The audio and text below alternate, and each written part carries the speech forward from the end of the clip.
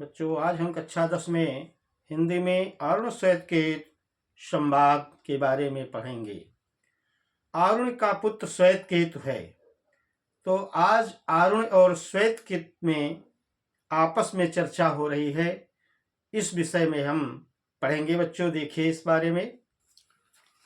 सह द्वादश वर्षोपेत चतुर्विंशति वर्षा सर्वान् वेदानधीत्य महामनायनुचमानी स्तब्धयाय तमहं पितोवाच श्वेतकेतु यन्सोमेदं महामनायनुचमानी स्तब्धोऽस्युत्तमम् आदेशम् अप्राच्य सह द्वादश वर्षम् उपेत्य चतुर्विंशत् वर्षः सर्वान् वेदान् अधीत महामना अनुचमानी स्तब्ध आय।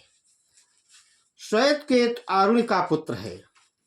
तो आरुण से कहते हैं कि सह माने वह, द्वादश वर्ष माने 12 वर्ष की अवस्था में, उपेत्य माने पास रहकर या पास जाकर, वह 12 वर्ष की अवस्था में गुरु के पास जाकर चतुर्विंशति वर्ष 24 वर्षों तक सर्वान् वेदान अधीत, सभी वेदों को पढ़कर महामना, महान मन वाला या बड़े मन वाला होकर, अनुचानमानी, वेदों का ज्ञानी बन करके, मानी माने अभिमानी, वेदों का ज्ञान प्राप्त करके अभिमान से युक्त हो करके स्तब्ध आए, शांत मन से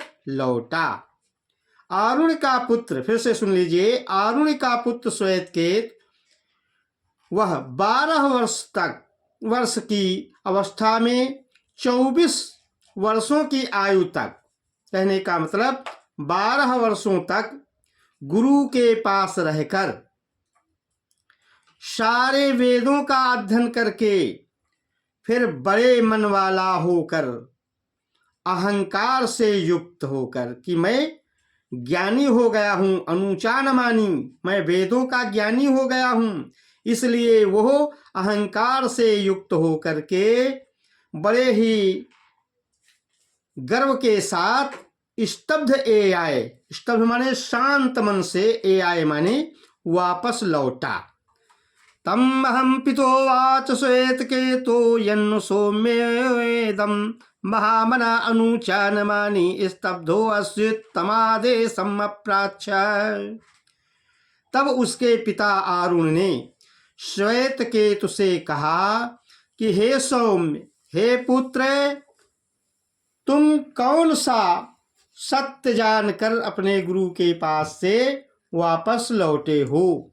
पिता ने उससे क्या कहा कि हे श्वेतकेतु, यंत माने जो कि, सौम्य माने पुत्र, महामना माने बड़े मन वाले, हे पुत्र, तुम सारे वेदों का अध्ययन करके और कौन सा सत्य जान करके अपने गुरु के पास से वापस आए हो।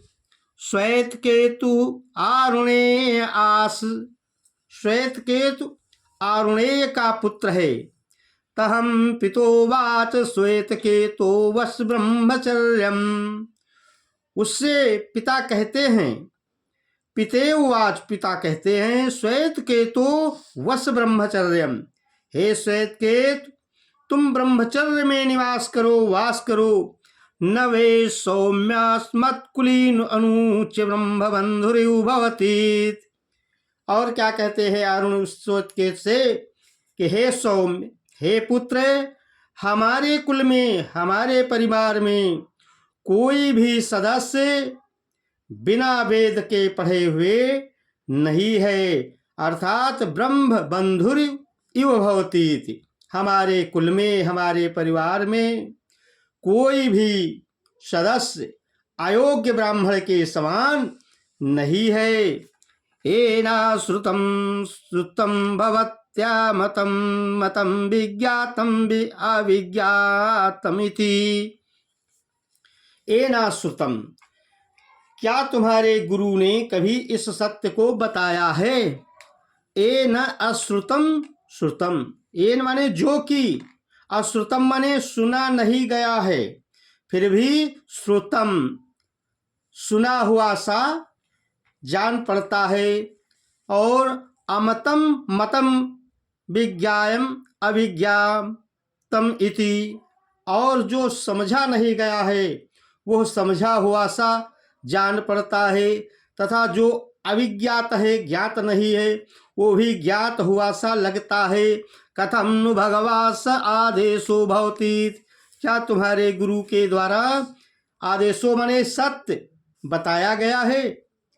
तो श्वेत केतु ने अपने पिता से कहा, न वै नूनम भगवन्तस्ते एतद्वेदेषु वेदयिष्यन् कथं मे नावच्छन्ति भगवास्त्वे तद्ब्रवीति तथा सौम्येति होवाच। स वै नूनम भगवन्तस्त एतद् अवेदित इषु एतद् वेदयिष्यन् कथम में न अवच्छति।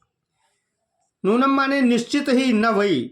तो श्वेत ने कहा वह निश्चित ही नहीं जानते होंगे, एतद माने इसको, अवेदिस माने नहीं ज्ञात होगा यह उनको, इसीलिए उन्होंने नहीं बताया होगा। अगर उनको यह मालूम होता तो वह जरूर हमसे कहते। इसका मतलब है यह इस विषय में उनको जानकारी नहीं है। हे भगवान, तुम ही मुझको बताओ। कहते भगवास्त्वेव में तदब्रवीत्वति तथा सौम्येति होवाच। इसलिए हे भगवान, हे पिता, आप ही मुझसे बताओ। तब पिता ने कहा, हे सौम्य, मैं आपको अवश्य बताऊंगा। तो आरुण कहते हैं श्वेत केतु से, हे पुत्र, यथा सौम्येकेन नख निकृन्तनेन सर्वं कार्षणायम् अविज्ञातं स्याद्वाचारं भ्रम विकारो नामधेयं कृष्णाय शम इत्येव सत्यमेव सौम्य से आदेशो भवतीति। यथा माने जैसे, सौम्येकेन हे सौम्य, जैसे एकेन माने एक, नख निकृन्तनेन माने नाखून काटने वाली मशीन से, सर्वम कार्षणाय सम अभिज्ञातम सभी कांसे का आभास नहीं होता है। जैसे एक नाखून काटने वाली मशीन के द्वारा सारे कांसे की धातु का आभास नहीं होता है, केवल वाणी का सहारा होता है। शाद वाचारंभणम, केवल वाणी का सहारा होता है। और विकारो नामधेयम, विकार केवल नाम का होता है। और कृष्णाय सम्मित्येव सत्यमेव, केवल कांसा ही सत्य होता है। कांसा धातु का नाम है और वही सत्य भी होता है। सौम्य से आदेशो भवतीत, हे सौम्य, वही सत्य होता है। आदेशो माने सत्य, भवतीत माने होता है।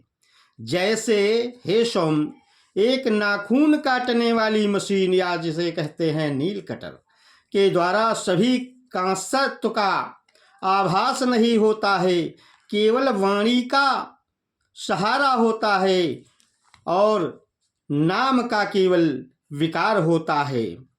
और उसमें कांसे की धातु होती है, यही सत्य है। सत्य क्या है कि ये कांसा है, कांसा धातु का नाम है और यही सत्य है।